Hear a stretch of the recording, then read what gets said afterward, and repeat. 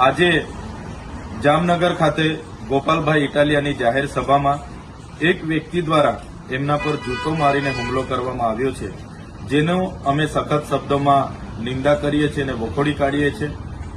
ગોપાલભાઈ ઇટાલિયા અમારા ધારાસભ્ય છે, લોકપ્રિય નેતા છે અને આમ આદમી પાર્ટી એ ગુજરાતના તમામ વર્ગના લોકો માટે આજે અવાજ બની રહી છે।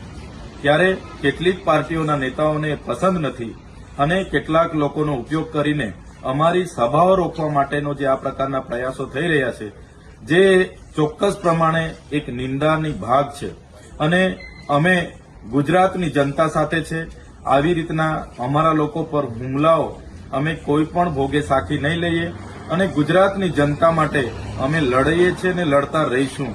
અમને ભલે જેલોમાં નાખવામાં આવે છે, અમારા પર ખોટા કેસો કરવામાં આવે છે અને અમારી સભાઓમાં આ પ્રકારના નશો કરાવીને લોકોને મોકલીને જૂતાઓ પણ મારવામાં આવે છે, છતાં અમે ગુજરાતની જનતાના પ્રશ્નો ઉઠાવતા રહીશું, જનતાને ન્યાય અપાવતા રહીશું અને આવા પ્રકારની ઘટનાઓથી અમારું મનોબળ ક્યાંય વ્યથિત થવાનું નથી। એનાથી પણ વધારે તાકાતથી આવનારા દિવસોમાં આમ આદમી પાર્ટી પૂરા ગુજરાતમાં આગળ વધશે।